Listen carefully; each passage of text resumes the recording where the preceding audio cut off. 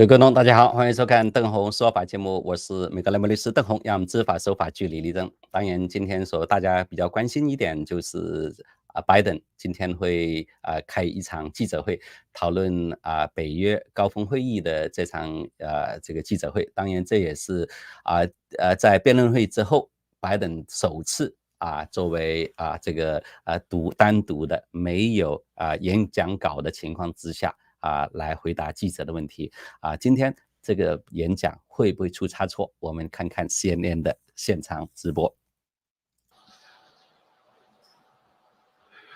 Thank you. Please be seated. Well, good evening. We just concluded this year's NATO summit, and the consensus among the members was it was a great success. It's especially momentous because it represented the 75th year, the most important military defense alliance in the world's history of the world. We should never forget that NATO grew out of the wreckage of World War II, the most destructive war in history. The idea was to create an alliance of free and democratic nations that would commit themselves to a compact of collective defense. Standing together, they knew we'd all be safer. An attack on one would be treated as an attack on all. And it's worked because a would-be aggressor knows if they attack one of us, they'll be attacked by all of us. Sending that message is the best way to deter aggression and prevent wars in the first place. For those who thought NATO's time had passed, they got a rude awakening when Putin invaded Ukraine. Some of the oldest and deepest fears in Europe roared back to life because once again, a murderous madman was on the march. But this time, no one cowered in appeasement, especially the United States. We collected intelligence that Russia was planning to invade Ukraine months before the invasion.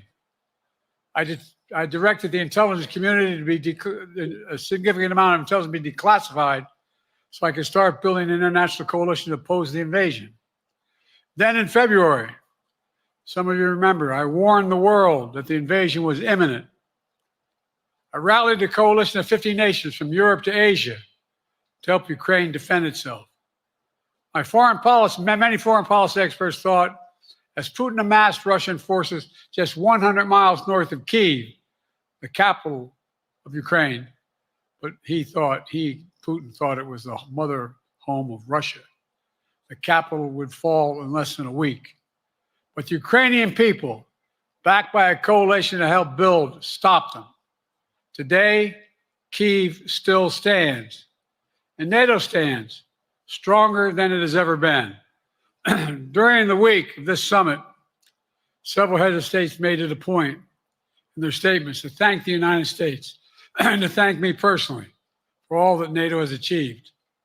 NATO is not only stronger, NATO is bigger, because we led the charge to bring in Finland and Sweden into the alliance. And it makes a gigantic difference. Excuse me. Meanwhile, my predecessor has made it clear he has no commitment to NATO. He's made it clear that he would feel no obligation to honor Article 5. He's already told Putin, and I quote, "Do whatever the hell you want." In fact, the day after Putin invaded Ukraine, here's what he said. It was genius. It was wonderful. Some of you forgot that, but that's exactly what he said. But I made it clear, a strong NATO is essential to American security. And I believe the obligation of Article 5 is sacred. And I would remind all Americans, Article 5 is invoked only once in NATO's long history, and that was to defend America after 9/11. I made it clear that I will not bow down to Putin. I will not walk away from Ukraine. I will keep NATO strong. That's exactly what we did, and exactly what we'll continue to do. Now, the future of American policy is up to the American people. This is much more than a political question. It's more than that. It's a national security issue. Don't reduce this to the usual testament that people talk about, issues of being a political campaign. It's far too important. It's about the world we live in, for decades to come. Every American must ask herself or himself, is the world safer with NATO? Are you safer? Is your family safer? I believe the American people know the answer to all those questions is yes. And I believe the American people understand that America is stronger because of our alliances. I believe the American consensus from Truman to Reagan to me still holds today. America cannot retreat from the world. We must lead the world. We are an indispensable nation, as Madeleine Albright wrote. Now let me turn to three other key issues. Just this morning, we had a great economic report showing inflation is down. Overall prices fell last month. Core inflation is the lowest it's been in 3 years. Prices are falling for cars, appliances, and airfares. Grocery prices have fallen since the start of the year. We're going to keep working to take down corporate greed to bring those prices down further.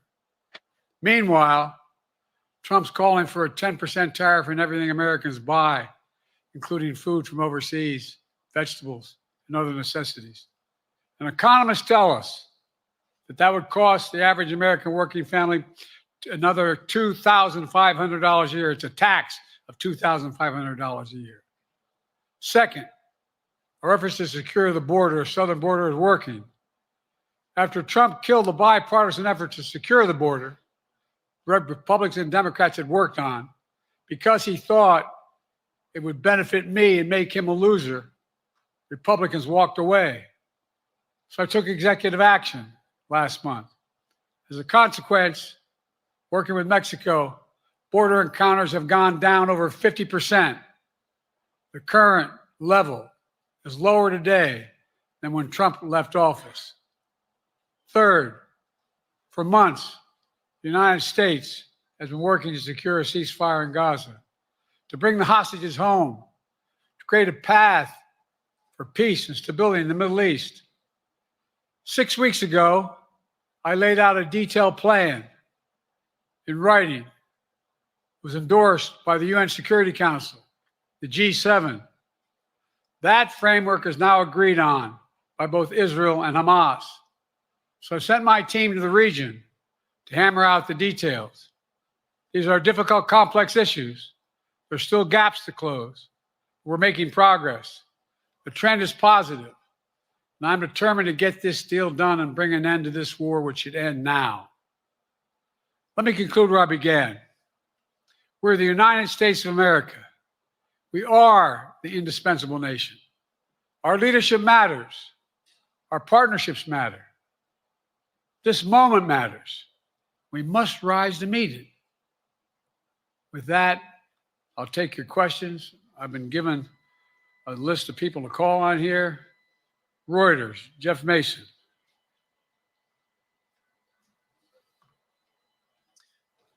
Mr. President, your political future has hung over the NATO summit a little bit this week. Speaker Pelosi made a point of suggesting that your decision on whether to stay in the race was still open. George Clooney and a handful of lawmakers have called on you to step aside. Reuters is reporting tonight that UAW leadership is concerned about your ability to win. UAW just endorsed me, but go ahead. Thank you. My question for you is, how are you incorporating these developments into your decision to stay? And separately, what concerns do you have about Vice President Harris's ability to beat Donald Trump if she were at the top of the ticket? Look, I wouldn't have picked Vice President Trump to be vice president, but I think she was not qualified to be president. So let's start there. Number one. The fact is that the consideration is that I think I'm the most qualified person to run for president. I beat him once, and I will beat him again. Secondly, the idea, I served in the Senate a long time. The idea that senators and congressmen running for office worry about the ticket is not unusual. And I might add, there are at least 5 presidents running or incumbent presidents who had lower numbers than I have now, later in the campaign. So there's a long way to go in this campaign. And so I'm just going to keep moving. And because, look, I got more work to do. We've got more work to finish. There's so much, we made so much progress. Think about it. Think about where we are economically relative to the rest of the world. Name me a world leader who wouldn't want to trade places with our economy. We've created over 800,000 manufacturing jobs, 1.5 million. I mean, so things are moving. We got more to go. Working class people still need help. Corporate greed is still at large. Their prices, the corporate profits have doubled since the pandemic. They're coming down. And so I'm optimistic about where things are going. Danny Kemp, AFP. Thanks. Thank you, Mr. President. I wanted to ask you about you mixed up Presidents Zelensky and Putin earlier today. And you now have sort of your key allies, including the British Prime Minister, the President of France, the German Chancellor having to step in and make excuses for you on that. Officials here are saying off the record that your decline has become noticeable.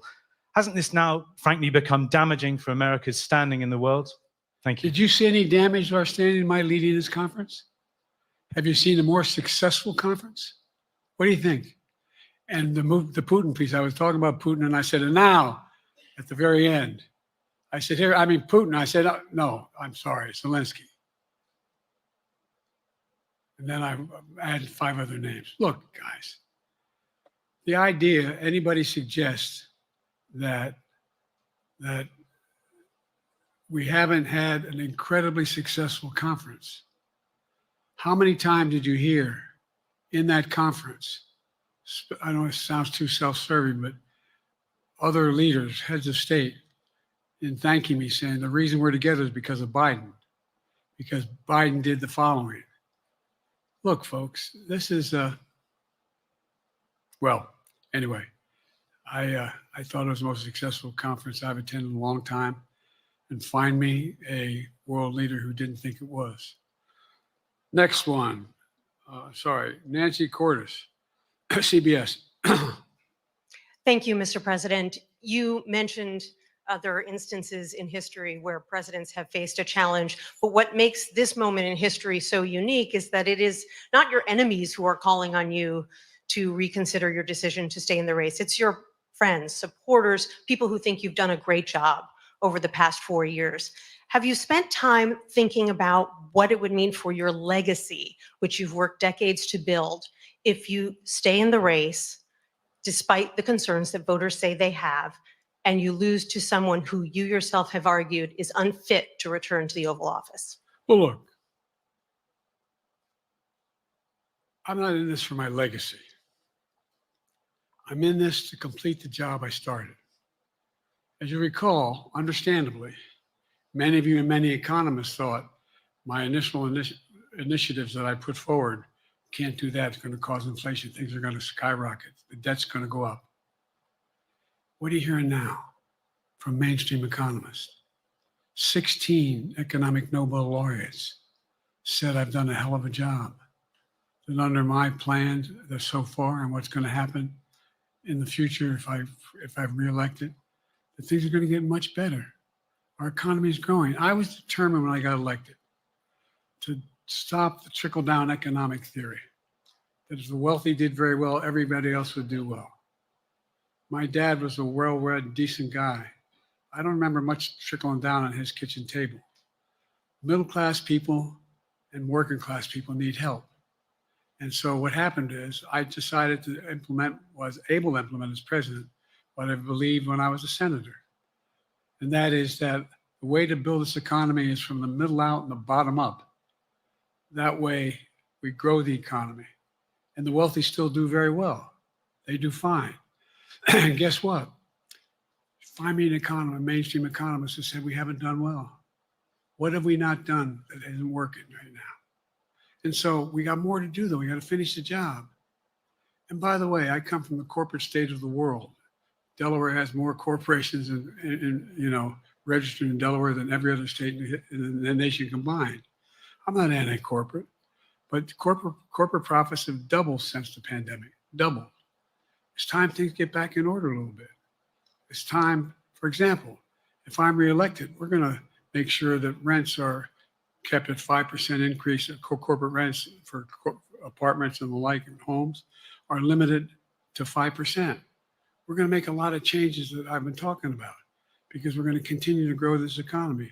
And by the way, I know, remember how I got so roundly criticized for being so pro-union, not labor, union. Well, guess what? I've been the most pro-union labor president in history. Not a joke. And guess what? We had the Treasury Department do a study. When unions do better, everybody does better. Everybody does better. And we talk about how, for example, remember when we talked about getting the computer chip industry back in the United States? Used to be 40% of the industry. We invented the chip. 40% of the industry was in the United States. And former presidents decided that the best way to do it is find the cheapest labor in the world, send the product over there and import what the product was. And so what did I do? I was told not to go over to Europe, to Asia, including Europe, but Asia. And I remember going to South Korea, convincing them to invest $20 billion in the United States to build computer chip factories. And I asked why when they finally decided to do it. And the answer was because you have the safest economy in the world, and you have the best workers in the world. So the whole idea here is we've invested, there's over $50 billion in investment in computer chip manufacturing, just coming in the bean. None of you thought that would happen. None of you thought that would happen. But it's happening. It's happening. And it's going to grow economies all through. And by the way, red states and blue states. Matter of fact, there's as much in red states as in blue states. I've made no distinction. So my generic point is that the idea that we can't continue to build and grow the economy, make it fairer. Like I said, from my standpoint, when the middle class does well, that's when the whole economy grows. The poor have a shot, the wealthy do well. But the wealthy got to start paying their taxes. As a follow-up, sir, you mentioned that your Vice President Kamala Harris would be ready to serve on day one. Can you elaborate on that? What is it about her attributes and her accomplishments over the last 4 years that make her ready to serve on day one if necessary? First of all, the way she's handled the issue of freedom of women's bodies to have control over their bodies. Secondly, her ability to handle almost any issue on the board. This was a hell of a prosecutor. She was a first-rate person, and in the Senate, she was really good. I wouldn't have picked her unless I thought she was qualified to be president. From the very beginning, I made no bones about that. She is qualified to be president. That's why I picked her. Felicia Schwartz, Financial Times. Thank you, Mr. President. Presidency is the most straining job in the world, and it's 24/7. How can you say you'll be up for that next year, in 2 years, in 4 years, given the limits you've acknowledged that you have today? The limits I've acknowledged I have? There's been reporting that you've acknowledged that you need to go to bed earlier and your evening around 8. That's not true. Look, what I said was, instead of my every day starting at 7 and going to bed at midnight, it'd be smarter for me to pace myself a little more. And I said, for example, the 8, 7, 6 stuff, instead of starting a fundraiser at 9 o'clock, start at 8 o'clock. People get to go home by 10 o'clock. That's what I'm talking about. I'm not talking about, and if you look at my schedule since I made that stupid mistake in the campaign, in the debate, I mean, my schedule has been full bore. I've done, where's Trump been? Riding around in his golf cart, filling out his scorecard before he hits the ball? I mean, look, he's done virtually nothing. And I have, I don't know how many, don't hold me to it, roughly 20 major events. Someone with thousands of people showing up. And so I just think it's better. I always have an inclination, whether I was playing sports or doing politics, just to keep going, not stop. I just got to just pace myself a little more. Pace myself. And the next debate, I'm not going to be traveling into 15 time zones a week before. Anyway, that's what it was about. That's what it was about. And by the way, even with that, I love my staff, but they add things all the time. At the very end, I'm catching hell from my wife for that. Anyway, I'm sorry, Zeke Miller, Associated Press. Thank you, Mr. President. Two questions for you. First, on the NATO summit, President Zelensky, in your meeting with him, he pressed you to lift your limitations on the Ukrainian use of American weapons, saying that, in his public remarks afterwards, saying that Ukraine cannot win the war unless those limitations are lifted. Are you reconsidering your position on that? And then secondly, following up on Felicia's question there, leaders of your own party have said that they're not worried about that debate. They're worried about the next bad night and the bad night after that. How can you reassure the American people that you are up to the task and that there won't be more bad nights at a debate stage or somewhere else? First thing about Zelensky asking for the ability to strike deep into Russia.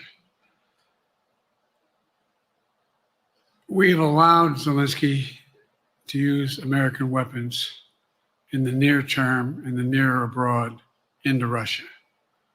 Whether or not he should be attacked. For example, should Zelensky, he's not. If he had the capacity to strike Moscow, strike the Kremlin, would that make sense? It wouldn't. The question is, what's the best use of the weaponry he has, the weaponry we're getting to him? I've gotten a more long-range capacity as well as defensive capacity. And so our military is where I'm following the advice of my commander-in-chief, the chief of staff of the military, as well as the Secretary of Defense and our intelligence people. And we're making a day-to-day basis on what they should and shouldn't go, how far they should go in. That's a logical thing to do. Second question related to bad nights, sir. How can you reassure the American people that you won't have more bad nights, whether they be on a debate stage or it's a matter of foreign policy? Well, I tell you what, the best way to assure them is the way I assure myself. And that is, am I getting the job done? Am I getting the job done? Can you name me somebody who's got more major piece of legislation passed in 3.5 years? I created 2,000 jobs just last week. So if I slow down, I can't get the job done. That's a sign that I shouldn't be doing it. But there's no indication of that yet. None. Who I got here?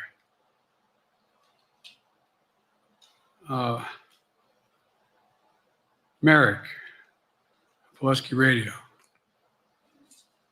Thank you, Mr. President. How are you? I'm well.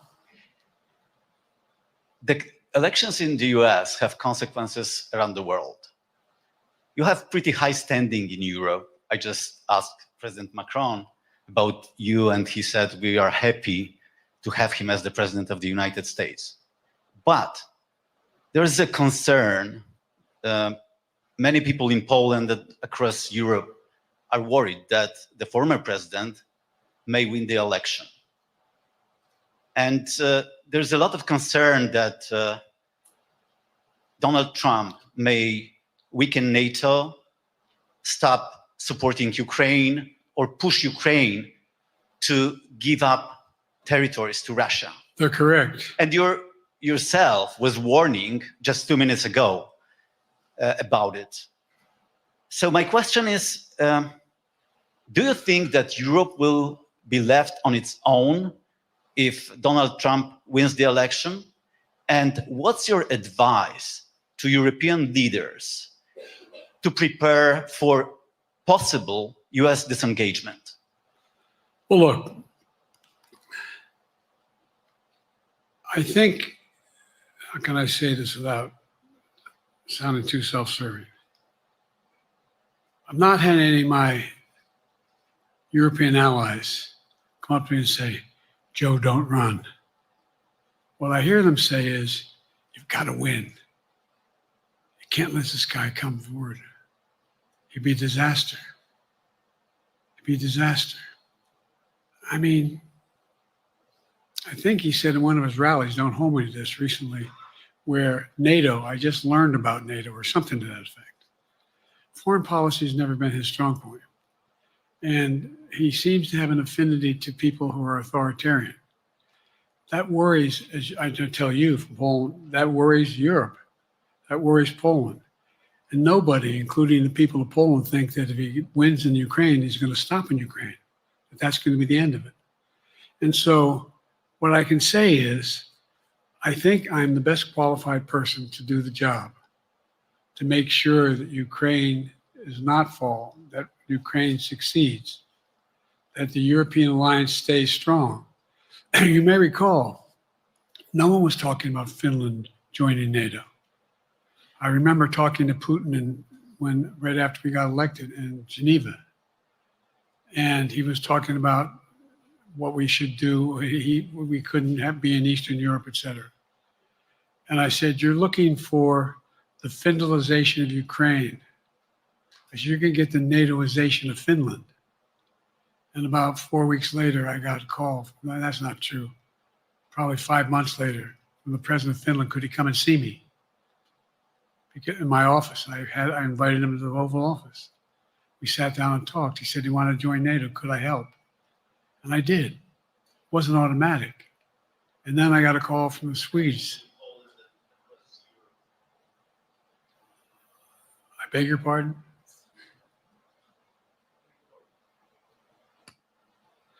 And so Finland joined NATO. 800-mile border is a significant, and they were already allies, but they weren't part of NATO. And you heard, I think you heard, maybe, I can't recall whether he said it publicly in our closed meeting, but he wouldn't mind it being repeated. He said, we decided in Finland, the people of Finland decided they had to be part of NATO. It was in our interest because of the joint ability to be together, to dissuade any attack on Finland. And the same thing with Sweden. It took a lot of selling to some folks, particularly in Turkey and other places, to agree to the expansion. But it expanded. And we're a hell of a lot stronger because of it. We're more secure because of it. And by the way, I was able to get 50 other nations, 50, to support Ukraine. 50. We were able to bring about a coalition of Europe and Asia, Japan and South Korea.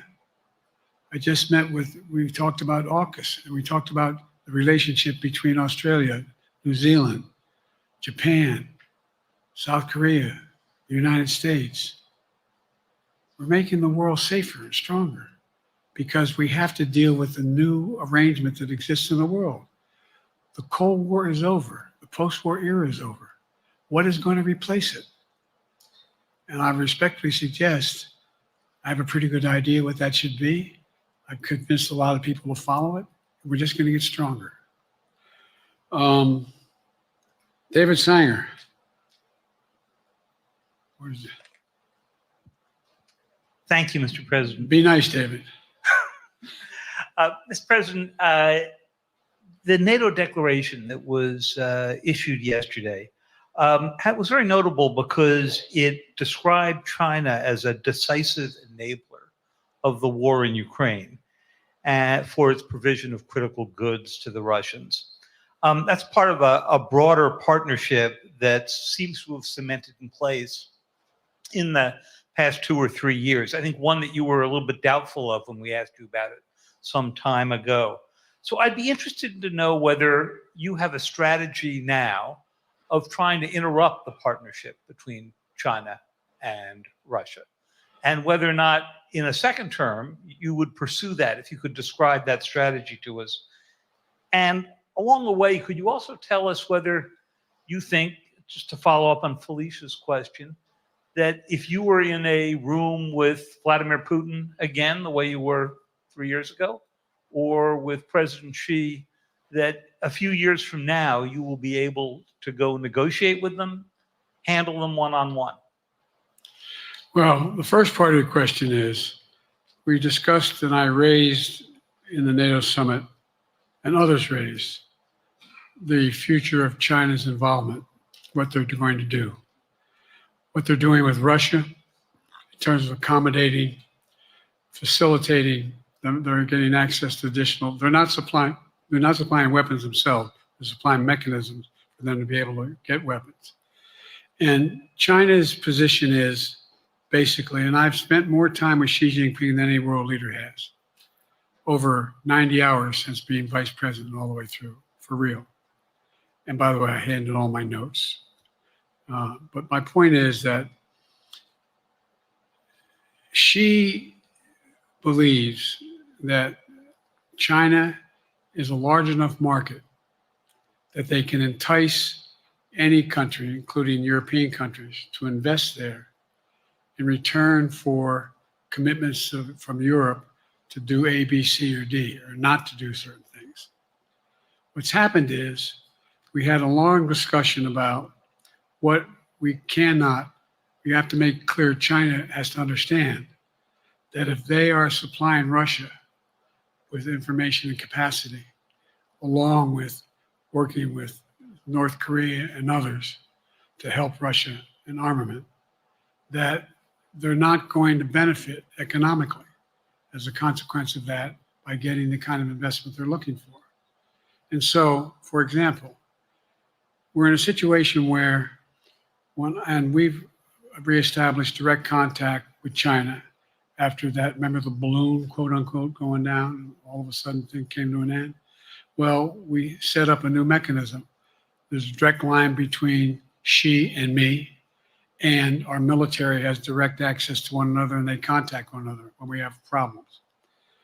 The issue is that we have to make sure that Xi understands there's a price to pay for undercutting both the Pacific Basin as well as Europe, and it relates to Russia and dealing with Ukraine. And so for example, if you want to invest in China, as you know this area really well. If you want to invest in China, you have to have a 51% Chinese owner. You have to make sure that you do by their rules, and you don't have the authority, and you have to provide all access to all the data and information you have. There was a while there, as you recall, the last administration and other administrations, where the access to that market was enticing enough to get companies to come in because they had access to over 1 billion people in a market, not 1 billion, but a lot of people in the market. And so they were doing it. But that got curtailed when we started saying we're going to play by the same rules. For example, the idea they don't abide by the international rules related to subsidizing products by the government funding. So guess what?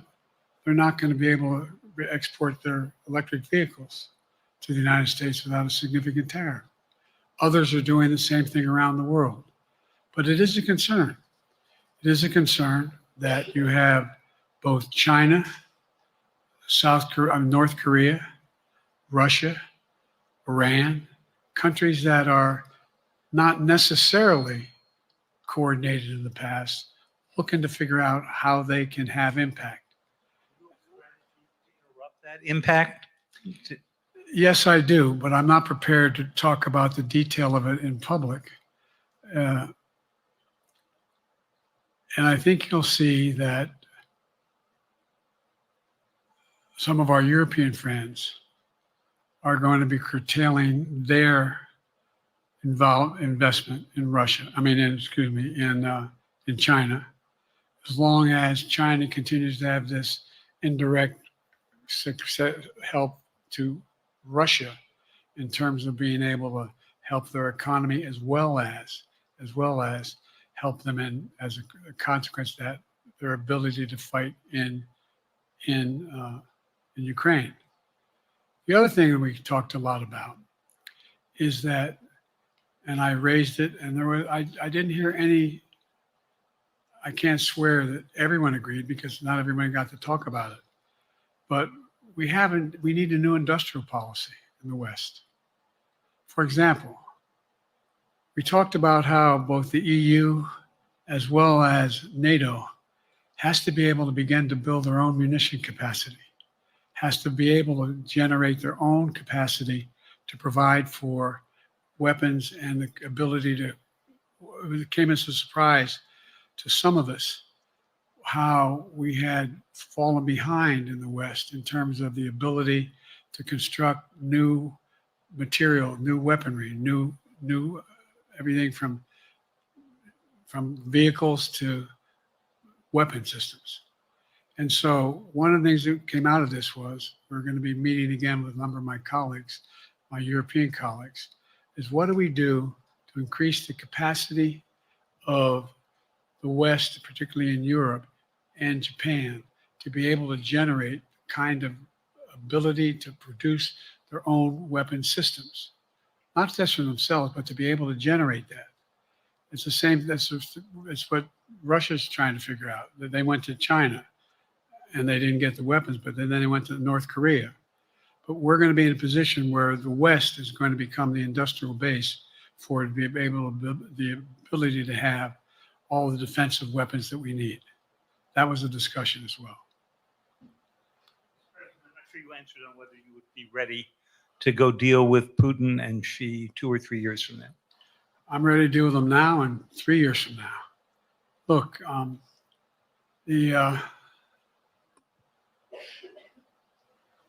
like I said, I'm dealing with Xi right now and direct contact with him.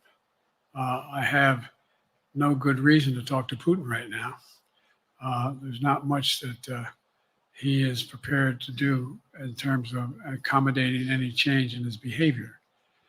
And but there isn't any world leader I'm not prepared to deal with. But I understand the generic point is Putin ready to talk? I'm not ready to talk to Putin unless Putin's ready to change his behavior. And the idea, look, Putin's got a problem. First of all, in this war that he is supposedly have won, and by the way, I think, don't hold me to the exact number, but I think Russia had 17.3% of Ukraine that they've conquered. Now it's 17.4. I mean, in terms of percentage of territory. They've not been very successful. They've caused horrible damage, loss of life, but they've also lost over 350,000 troops, military, killed or wounded. They have over 1 million people, particularly young people with technical capability, leaving Russia because they see no future there. They've got a problem. But what they do have control of is they are very good at controlling and running the public outcry that relates to how they use mechanisms to communicate with people. They lie like hell to the constituencies. They lie like hell about what's going on. And so the idea that we're going to be able to fundamentally change Russia in the near term is not likely. But one thing for certain, if we allow Russia to succeed in Ukraine, they're not stopping in Ukraine. I recommend, I know you know this because you've written about it. Read Putin's speech after they moved in, what it was all about in Kyiv. It wasn't about just, anyway, read what his objective is. And anyway, but so I think that I'm prepared to talk to any leader who wants to talk, including if Putin called me and wanted to talk. Last time I talked to Putin was trying to get him to work on an arms control agreement related to nuclear weapons in space. That didn't go very far. So my point is, I'm prepared to talk to anybody, but I don't see any inclination. There is an inclination on the part of the Chinese to keep in contact with me because they're not sure where this all goes. And look what's happened in Asia. We have strengthened the Asian Pacific area more than anyone else has. We just put together with today I asked our NATO allies that we bring on the group from the South Pacific, Australia, New Zealand, Japan, Australia. I already mentioned Australia. And I met twice now, I think, with the 14 leaders of the Pacific Island nations. And we've slowed down what's going on there. We've slowed down China's reach. But there's a lot of work to do. This is a moving target, and I don't take it lightly. Sam from NPR. Thank you, Mr. President. Asma Khalid with NPR. I have two questions. Earlier, you spoke about the ceasefire plan between Israel and Hamas. We're now looking at 10 months of war, and I'm curious if there's anything that you feel personally you wish you would have done differently over the course of the war. And then secondly, if I may, I wanted to ask you about your presidential campaign. I remember covering your campaign in 2020, and there was a moment where you referred to yourself as a, quote, bridge candidacy, a transition to a younger generation of leaders. I want to understand what changed. Two things. Let's go back to when you talked about would I have changed anything that's happening with Israel and the Palestinians and the Palestinian movement. The answer is, as you recall, from the very beginning, I went to Israel, but I also got immediate contact with al-Sisi in Egypt. I met with the King of Jordan. I met with most of the Arab leaders to try to get a consensus going as to what had to be done to deal with getting more aid and food and medicine into the Gaza Strip. And we pushed it really hard. And Israel occasionally was less than cooperative, number one. The Israeli War Cabinet, I've been dealing with Israel since Golda Meir. Some of the reporters around here cover me all the time have heard me say this. The first time I met with Golda Meir, I sat across from her at her desk, and her assistant was Rabin sitting next to me. That's how far back I go. I know Israel well, and I support Israel. But this war cabinet is one of the most conservative war cabinets in the history of Israel. And there's no ultimate answer other than a two-state solution here. And so what was able to be done in terms of the plan I put together was it would be a process for a two-state solution.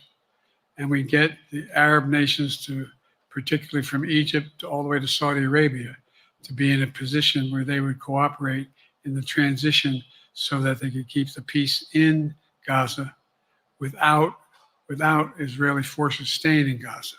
The question has been from the beginning, what's the day after in Gaza? And the day after in Gaza has to be, the end of the day after has to be no occupation by Israel on the Gaza Strip, as well as the ability for us to get in and out as rapidly as you can, all that's needed there.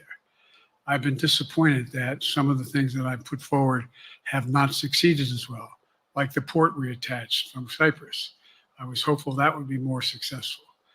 But that's why when I went to Israel immediately after the massacres that occurred at the hands of Hamas, the one thing I said to the Israelis, and I met with the War Cabinet and with Bibi, don't make the same mistake America made after bin Laden. There's no need to occupy anywhere. Go after the people who did the job.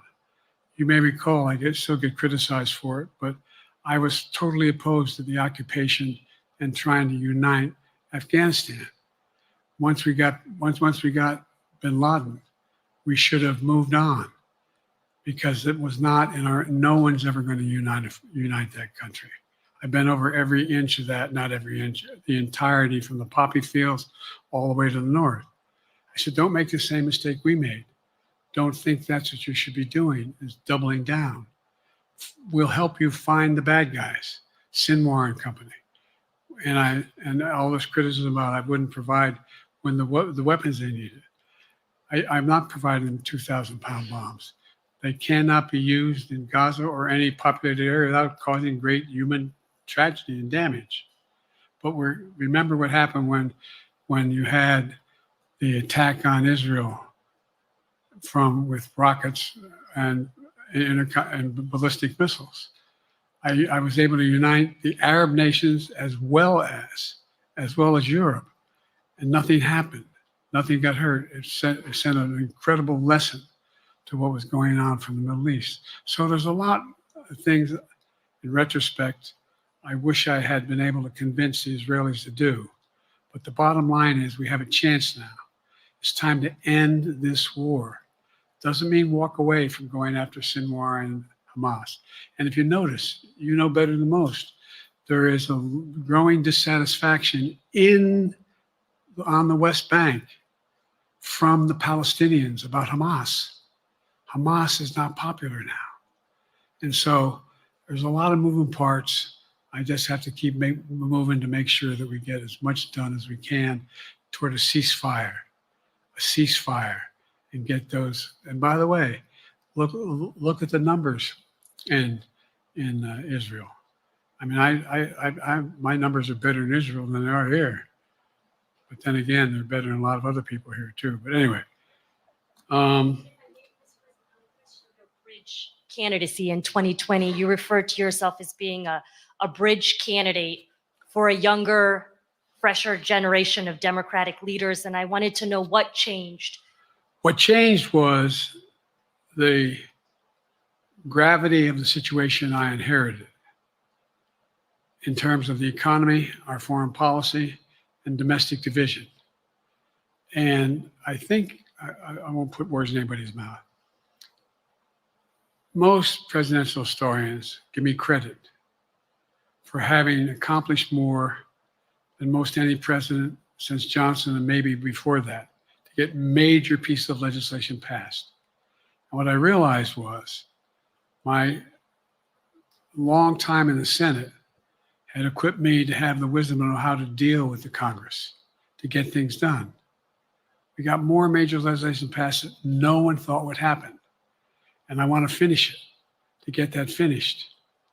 If tomorrow, if we had a circumstance where there was a lineup and I hadn't inherited what I did and we just moved things along, anyway, it's going to change. Last question. Haley Bull, Scripps. Or no, Josh Weingrove, I'm sorry, was the next one. I'll do two more questions. Thank you, Mr. President. Many of your colleagues, Democrats on the Hill, are watching tonight as they assess what they want to say about your candidacy. I'm wondering how you're thinking of this right now. It seems like your answer is clear, but they're watching how things go tonight, tomorrow in Michigan, next week in Texas and Nevada. Are you thinking that way about how the next week or two goes would inform your Am I using that way, you say? Are you thinking that way about how the next 2 weeks go? Will that affect your decision, or are you fully determined on running in November as the party's nominee? I'm determined on running, but I think it's important that I allay fears by let them see me out there. Let me see them out. For the longest time it was, Biden's not prepared to sit with us unscripted. Biden's not prepared to, anyway.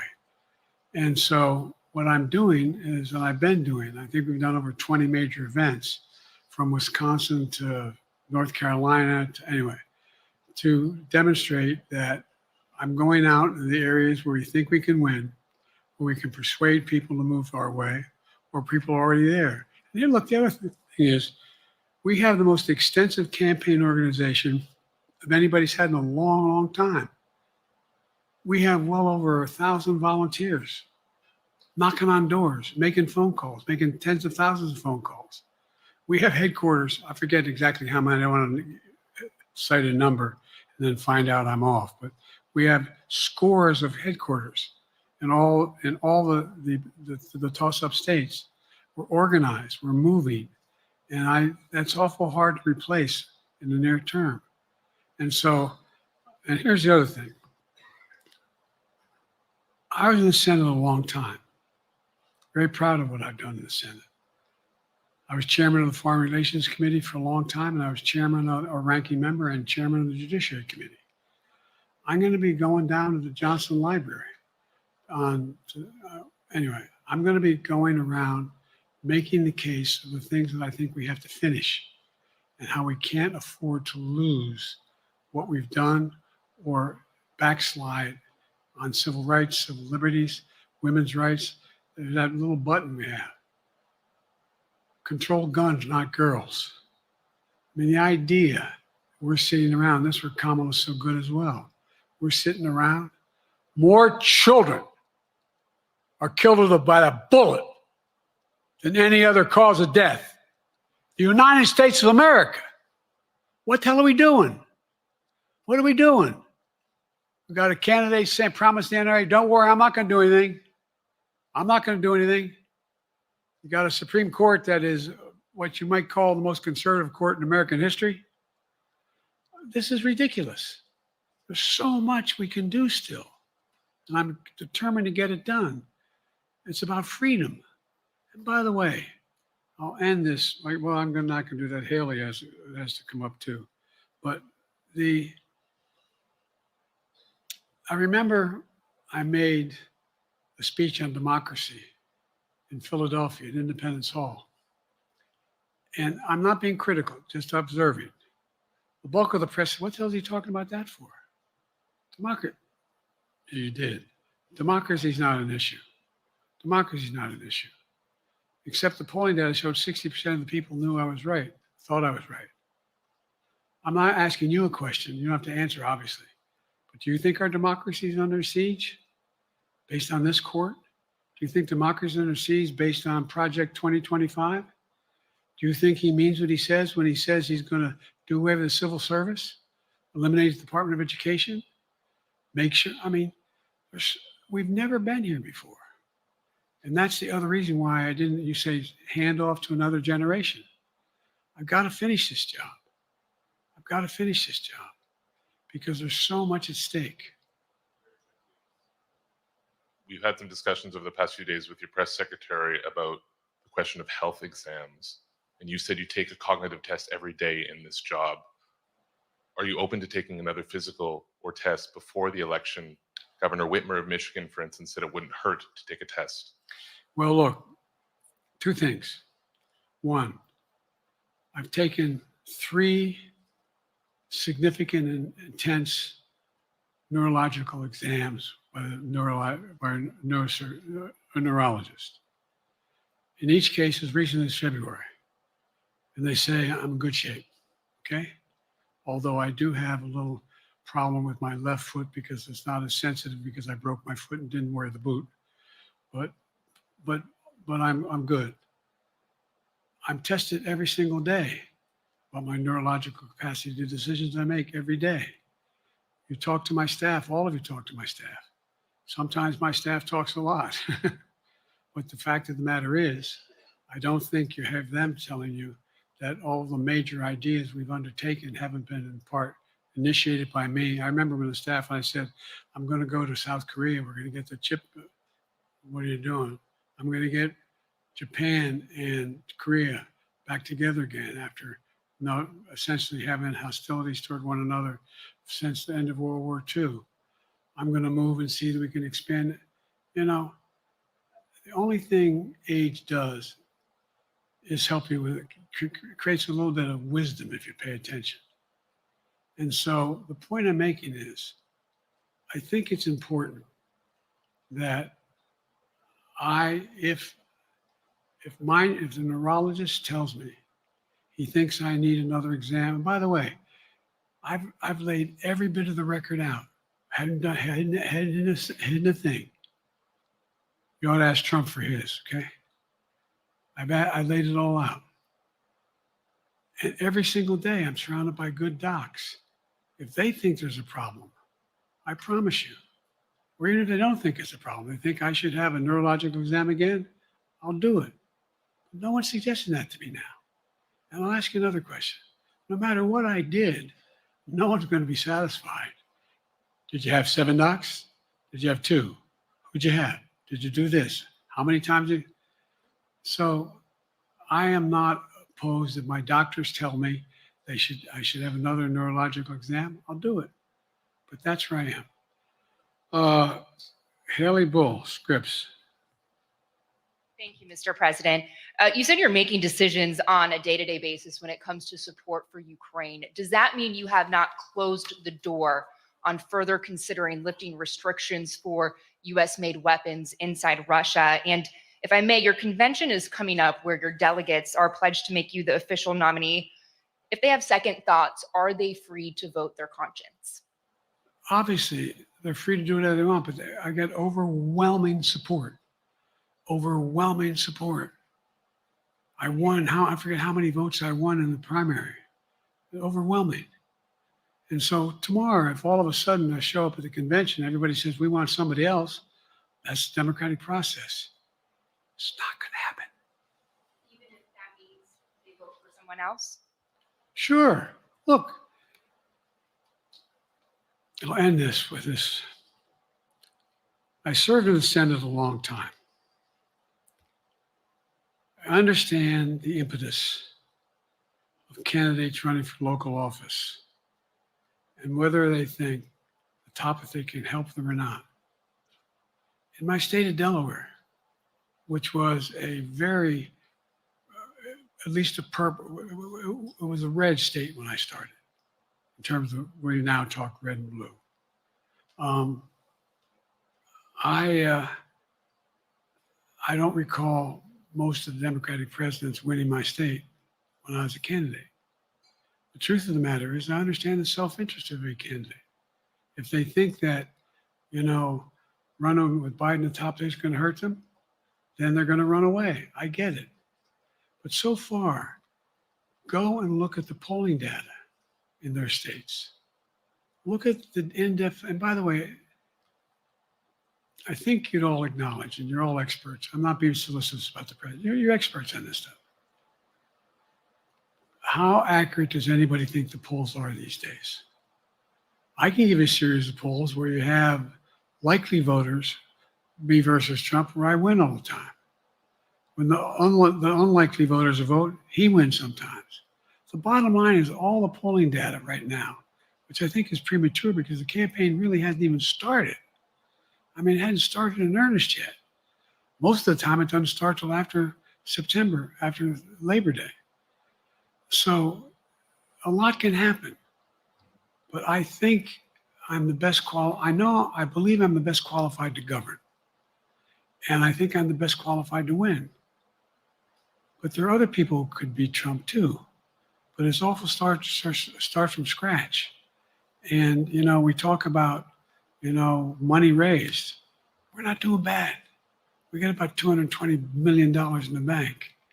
We're doing well. So with that, you have any want to follow up on any of that you just asked me? Yes. You earlier explained confidence in your vice president. Yes. If your team came back and showed you data that she would fare better against former President Donald Trump, would you reconsider your decision to stay in the race? No, unless they came back and said, there's no way you can win. Me.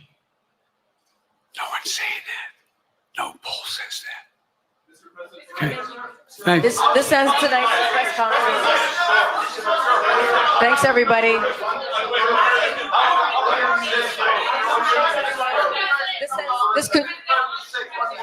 This concludes. Respectfully, earlier you misspoke in your opening answer. You referred to Vice President Harris as Vice President Trump.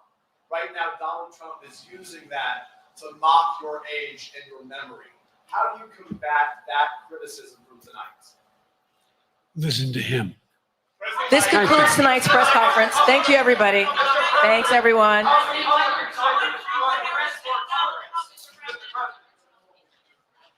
哇，大家可以看到的话，我们好多，我看样子的话，都是朋友都是非常有水准。我之前的话，因为没有给大家马上是翻译，但是的话，我们可以看得出也有300多人在看，并且评论区里边也不断的很多评论当然的话，这些评论呢，我们可以看一下子，他的回答也是牛头不对马嘴，越来越唠叨。以后刚开始的时候，当然有几点的话，大家也是可以看得出来。第一个的话，他称呼这个川普是副总统这个是副总统Harris 当然呢将贺锦丽跟川普这个搞混了，所以川普看的时候他马上说这个 Joe 的话他开会的时候的话I would not have picked 这个 Vice President Trump to be Vice President though I thought that she was not qualified to be president， 所以他的意思就是说我不会选这个副总统这个川普作为副总统的，如果我不认为他是 qualified to be president。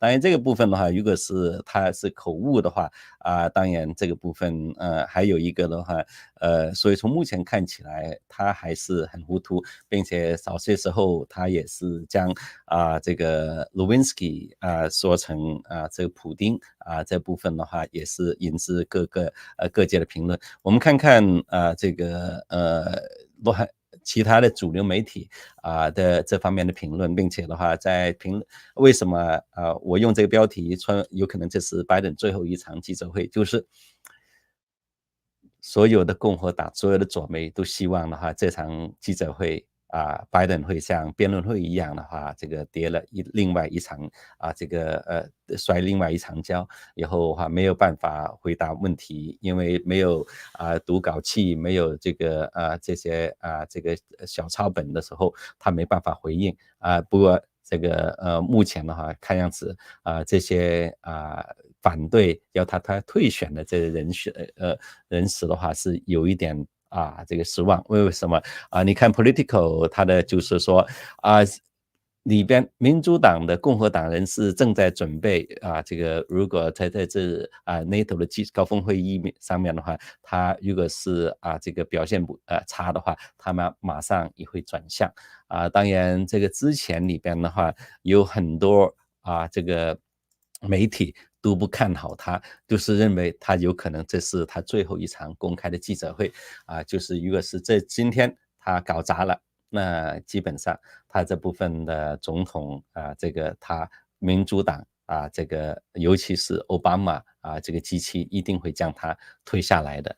当然今天的话他这个拜登并没有搞砸但是表现里边的话我们可以看得出还是一个像特别检察官罗伯会所讲的是一个老态龙钟记忆力这个很差的老人家在里边的话他陈述了4点，当然的话就是俄乌战争的部分他说他这个一直支持这个本来俄国他计划1天之内的话是打到基辅但是的话你看到现在来说俄国还没有办法那个控制乌克兰。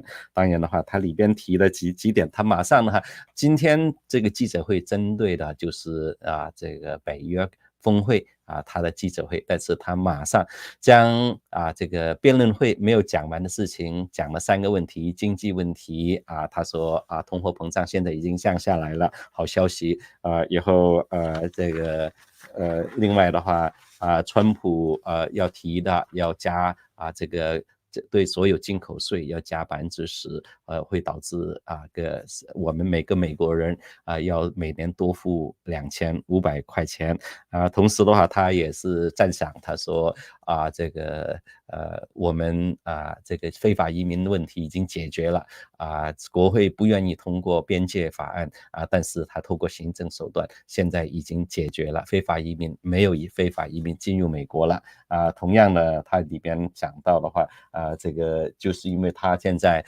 在推动的时候，现在以巴战争已经进入了和谈阶段了可能很快就要终止了。当然这里边的话所以各种网友都是说这个他是要么就是这个吃了药了，要么就是这个打起精神来了这些但是在记者会里面你可以看得出来，慢慢的刚开始他是这个可以应付，但是在所有的这些问题里面的话他将川普跟贺锦丽搞错了。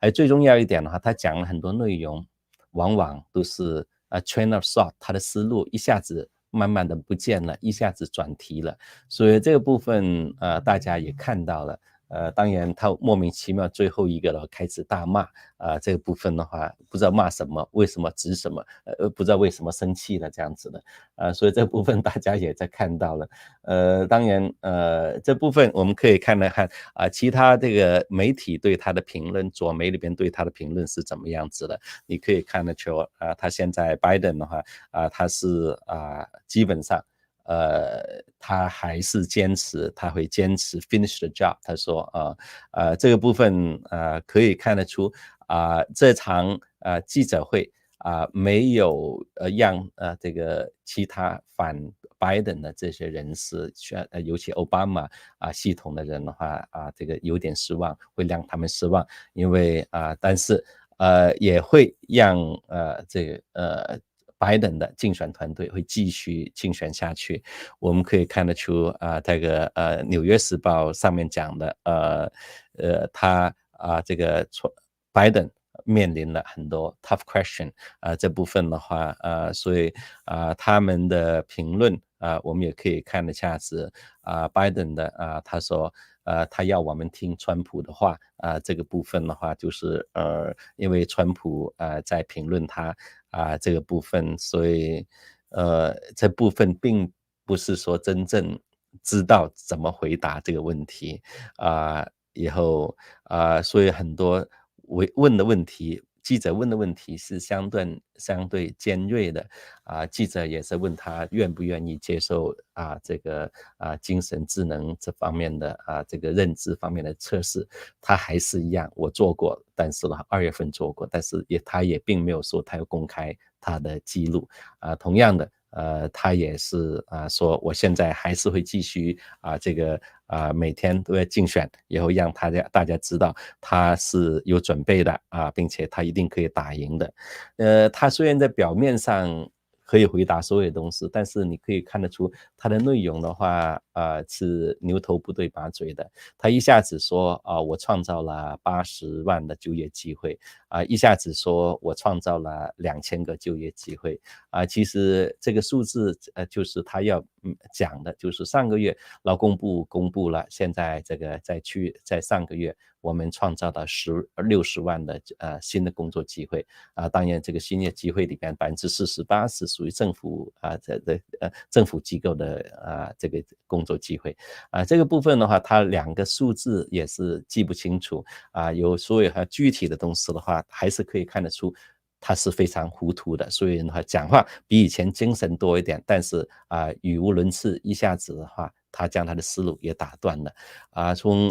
华盛顿邮报里边的话他的评论还是一样的话这个基本上他认为他问的问题记者的话不像以前那样这给他的都是刷爆问的问题的话都是不是那么尖锐但是你可以看得出现在很多我刚才看到一个新闻的话这个议员还是一样很多人的话都觉得他的表现不可能会再 last这个4年当然他里边讲的话里边也讲的所以也有记者他说现在的话拜登的现在有可能会采用新的口号就在我的评论区里边我也听到的可笑的他的说他是 control gun no girls 这个部分的话有可能他们的口号的话就是要控枪不控女孩子但这个部分的话所以这部分但是在一般老美看起来的话这个那你是这种是什么回事control gun not girls 这样子的话所以这个部分的话也有很多我相信大部分他这次记者会虽然不像辩论会那么糟糕，但是这拜登会利用这个机会会坚持说你看看的话我会不那次6月27号那辩论会是一个 bad night但是现在的话我平时就是这个样子但是我相信这些在目前来说已经有19位的国会议员已经站出来说这个他会要求拜登退选我相信有更多的议员在这次记者会之后也会继续劝说劝拜登退选。我们看一下子的其他的媒体的部分，New York Post 它也是指明的话，就是说他将这个川普跟 Harris 的贺锦丽搞错了，然后这个他将 Lewinsky 跟补丁的名字也搞错了，然后所以从目前看起来的话，我们可以看得出今天所有的这场记者会大家都在关注的话，左媒也在关注，他说如果这次这个记者会搞砸了，相信这个拜登不会继续选下去。但是如果是这次没有搞砸以后的话，他这次的话不像辩论会那么糟糕，但是呢他会坚持，所以他礼拜一他会接受 NBC 的专访，然后下面他也会除了去摇摆州 Wisconsin 之外，他也会去德州 Austin 进行造势会筹款会。从目前看起来的话我相信让很多左媒大失所望，也让很多这个民主党人士大失所望，因为今天看了他要摔跤的就是民主党人士，利用这个机会他们可以加速这个劝退拜登的这个选举。当然为什么有那么多人希望拜登退选的话其实这个我们可以看一下子这个连 Excel 这个左媒里边的话他也在报道，他说其实这个 Chuck Schumer 私下要开始放弃拜登，所以他这个要开始 dump， 但是目前今天没有让这些这个要求拜登下台的人士抓到了把柄。在昨天纽约时报发表了 George Clooney 这篇劝退拜登的这篇文章倒是看出来民主党党内的斗争在昨天的这名这个 Jesse Waters 的节目里边的话，他特别谈到了 Clooney 这篇文章应该是拜登集团要逼退这个奥巴马集团要逼退拜登的一个重要的信息。他说这篇文章写的时候的话他劝说的话拜登应该见好就收了。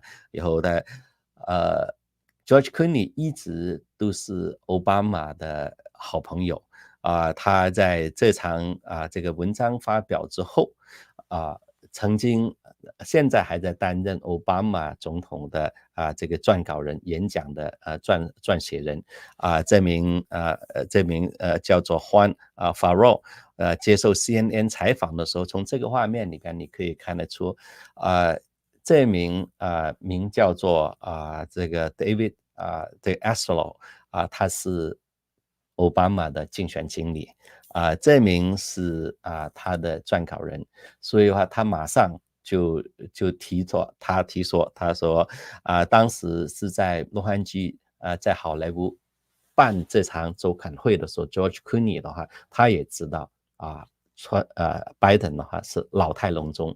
后来他也说在演讲会在当时也是奥巴马拉了拜登一把，因为他在里边发呆10几秒，他说奥巴马也是拍的他的肩膀让他签下了演讲台。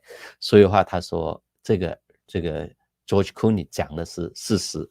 当然的话除了这个部分的话，另外一名也是奥巴马身边的竞选顾问，也是他的演讲撰稿人写的话叫 John Lovett 里边也提到的话，他说拜登应该下台让位给新人出来了。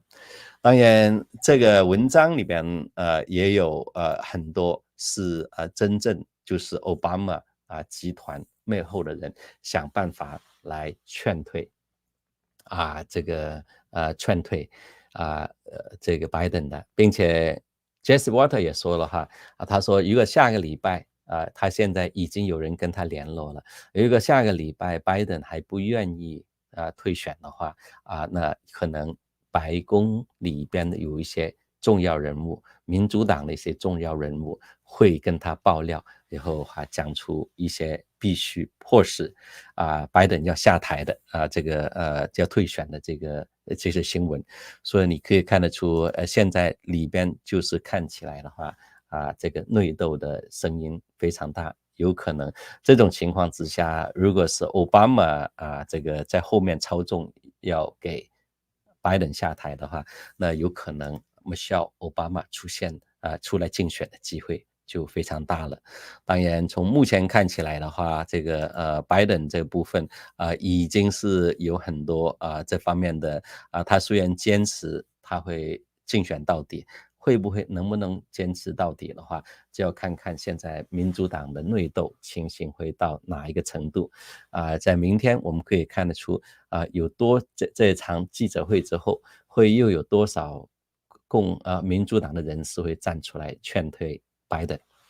当然昨天国会通过了这一项名叫做这个 SAFE Act挽救美国的这个法案是以221票对198票，其中有5位民主党的议员没有放弃投票，没有支持这项提案。是共和党要求这个怎么样子要求禁止非法移民投票的这个法案，当然通过了国会众议院这个案子虽然不会在这次选举前会通过，因为拜登总统已经表示他会否决这个提案。我会在在浩视频的时候已经解读了这个花了很多时间来解读这个案子的背景，还有对这次选举的一些影响，还有未来的这个走向我会在礼拜6的话播放同时当然的话这个除了这个之外的话，现在到目前为止已经有16名的国会议员公开呼吁拜登要退选的我们看看明天这部分数字会不会更加增加同时今天拜登派了他的竞选经理跟国会参议院进行这个沟通，里边提到一点的话，他们正在测试这个贺锦丽跟川普之间的这个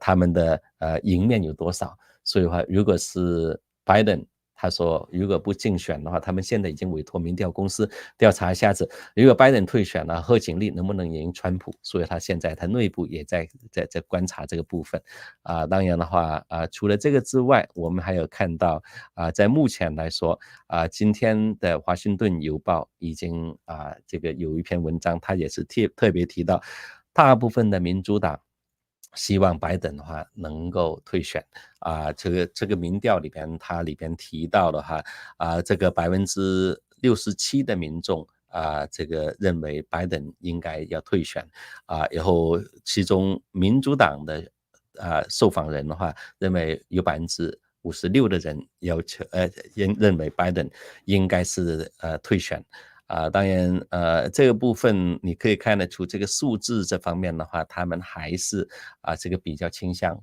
拜登退选的当然这个除了这个选举拜登之外的新闻，今天华盛顿邮报也有一篇有趣的文章，以后的话这也是牵涉到我们一位这个华人的国会议员刘云平的这个川普跟这位 Jeffrey Epstein的话，我们也知道他在监狱里边在候审的时候突然间死在监狱，后来的话他说是这个不当的可能是自杀的很多人不相信，因为 Epstein 的话这位可能是金融界的这个经理人但是他跟好莱坞跟名人都是有相当好的关系，也他跟川普也拍个照，他自己有私人飞机在加勒比海的一个岛里边，专门有个岛后来的话被指控这个运送这女孩子性招待这些这个高官或者是这个富豪所以后来他有一本这个名册当然在里边在年初的时候国会这个佛罗里达州因为当时在2008年他被告，并且的话被起诉，就是这个跟性侵强暴了一位未成年少女在过程之中的话又录下了很多口供还有提供很多证据。佛罗里达州的法官的话，因为Jeffrey Epstein 已经去世了，佛罗里达的法官在这个记者的请求之下解密了里边的一些重要的文件。当然这些文件这个公开了之后现在变成一些反川派的一个攻击的这个对象其中的话就是你可以看得出 Jeff 这个他跟川普的合照变成民主党开始打击川普的一个一个口号，让他的照片来。当然的话在7月9号的时候这个刘云平我们的华裔这个亚裔他就是他在公开的场合他是说川普的话他是跟 Epstein 的话是有很多的往来并且这些他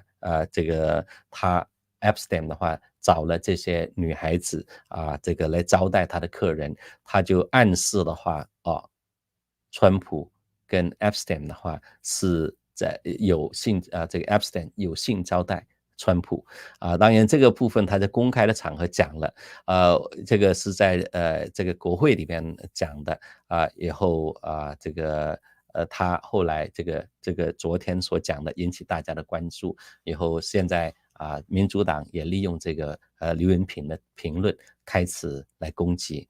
当然的话这篇文章是华盛顿邮报他们就针对法院的记录做了很多的评述。他说川普其实这个 Epstein 跟川普的话是认识，但是的话他们是两个合不来，尤其是在这个案子，这女孩子被强暴的案件这个事发前的2个星期这2个人就是大家在公开想办法投标佛罗里达一个拍卖的房地产这个部分的话他们2个的话已经是这个闹得很不愉快。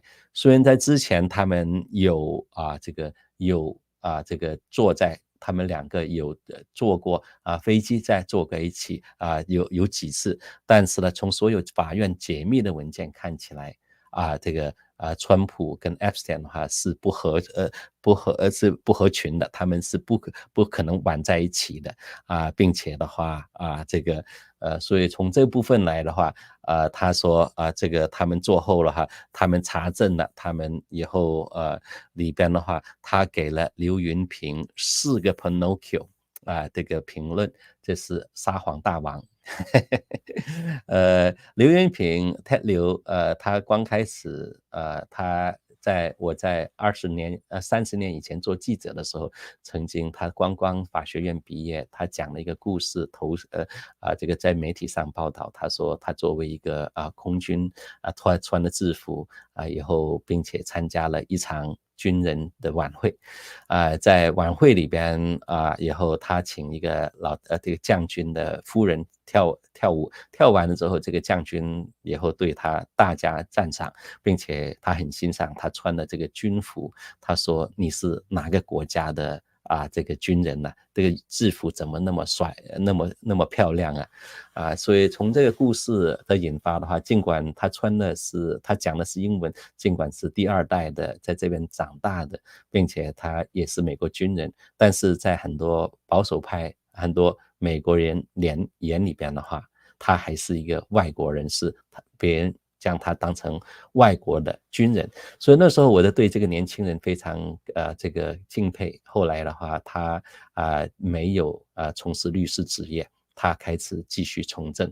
当时当时他也拜托我请求李昌钰的支持。当时李博士跟我们一起吃饭，李博士还提议，他说你现在的话要很重要，你的形象太年轻了所以最好的方法的话就是这个你现在已经有点这个像 Pepper 一样的像有点这个白发，所以留下来让别人看起来你是比较稳重的所以那时候我们也是非常要好的。在过去这个10多年来，20年来，我做律师也多次帮他办个筹款会，但是我一直对他是蛮敬佩的并且他现在已经是民主党在国会里边的第6把交椅这个位置很难得。不过你可以看到这个评分也是这个4个这个最高分的话是5个分以后没想到里边的话，这个 Pinocchio 的话fact check 的话之后的话，4个 Pinocchio 的话基本上的话变成了撒谎大王。这也是可以看得出越来越多的民主党人士变成民主党的 elite 精英之后，他们为了保住自己的位置，慢慢的以后开始撒谎了。当然另外一个民调也是 Exxon 里面提到的话，就是说拜登一直说因为他这次为了保住他这个继续参选的资格，他向国会黑人的党团求助，黑人党团一致跟他站在一起，他再去拉丁裔的党团也一致挺拜登。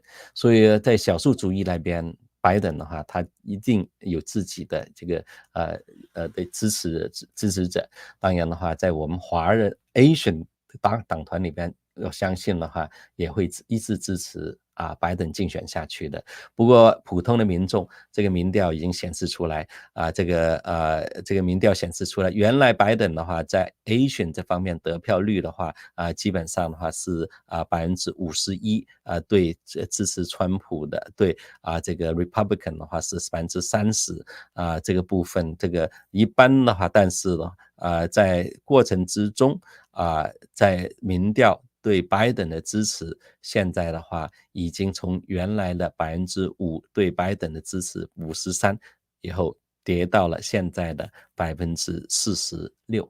所以你可以看得出，就是 Asian 我们亚太裔在乎教育，在乎经济，在乎社会治安，所以话这部分的话，拜登的政策都引致很多亚太裔的不满了。我们再看一下子，另外一个的话，我想呢，选个时间再跟大家解读这个部分是 Project 2025。有网友里边也在问我就是为什么现在的炒作2025这个 project， 为什么川普在其他的这个推文里边不断的来这个避开这个问题简单来说，这个有一个组织这个组织的话叫 Heritage Foundation 美国的传统基金会它是这个智能团里边的话，最重要推动的政策，它一直是推动里根总统这种理念，保守派的共和党理念在2016年的时候，他们也是推出了这个版本后来就一直在推动这个针对今年的选举，他们推出的一个叫 Project 2025。这个 Project 2025就是说我们要做4方面的准备工作。一方面的话，我们要制定好保守派的政策，另外一方面我们要储备人选这准备人员，以后另外一方面的话，我们要培训我们的拉票人员。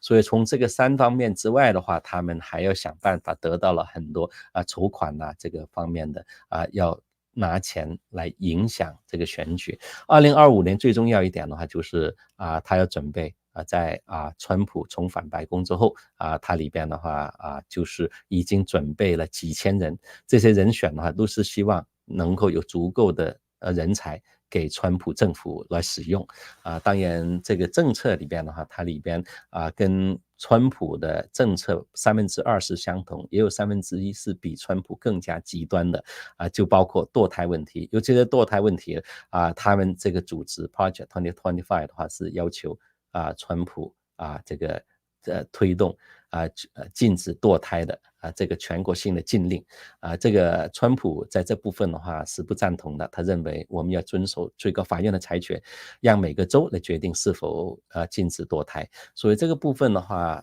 这个现在民主党就是利用这个政见 Project 2020，他说这个他就是要进行全国性在联邦层次禁止堕胎，这样子的话就是想办法，因为民主党要打的就是堕胎的政策这个川普政府共和党要剥夺你的堕胎权这个部分的话，如果按照2025 Project 这个政见的话，基本上对共和党对川普是非常不利的，所以川普为什么要避开跟这个2025年的这个 project。 当然这个部分2025年之所以为什么跟川普联系上就是川普他以前那个顾问班农，他在服刑之前的话，他要坐4个月的牢，他也是不断的拿起这个 project。 2025年他说只要川普上台，我们现在有足够的人员帮川普政府的话这个储备好这个人才，一上台之后的话，我们可以全部将这个自由派的这个人换下来。所以的话他现在这个因为他又是这个2025的 project 里边的参与者推动者，所以为什么这个外界将2025年项目跟川普联系下来，但是川普说我根本不知道这个事情，我没有授权，所以他还是要跟这个 project 2025保持一定的距离。好的，因为今天时间的关系，谢谢大家的参与。我也想看一下子的话基本上我们看看大部分的人都是这个对拜登的评论的话都是可以说是负面的这个我们看看 Victor 说老拜登不愿意面对，但是共和党看着眼里的话是川普的选情排山倒海的压力，这也是对的。以后JD 说了不知道吃了什么药，这个药效不错，然后所以要查刚才提到的话 Clinton 也不跟Epstein 一起合照，对，里边的话他有很多人都在这边，但是更令人痛心一点的话就是刘云平利用这个事情想办法的话将川普抹黑但是的话所以为什么这也是这个连华盛顿邮报的话都给刘元平给了他一个这个撒谎大王的这个4分给了他4分最高分了。从目前看起来的话，他说沿路说现在目前是最好的状况，因为拜登同意退了就早退了退得太早了，就给民主党有换人的准备，如果让他再撑几个月，那民主党就一点都没办法救了。所以的话对川普来说，他不愿意看到拜登这个那么早退，或者是退下去，对他来说他完全可以赢拜登今天呢有一个民调出来，除了Wisconsin 州之外，拜登跟川普的民调里边的话，在6个摇摆州包括这个乔治亚州Pennsylvania 州Michigan 州，还有内华达州这个内华达州还有 Arizona 州，最后一个州的话是 North Dakota 州这6个摇摆州川普都领先于拜登5个百分点，所以从目前来说川普是希望拜登跟他留下来继续来对选当然民主党能不能在将来几个星期之内成功劝退拜登就要看看民主党这些机器会不会那个发到他们应有的作用了。好的，谢谢大家的陪同的收看，我们明天再会。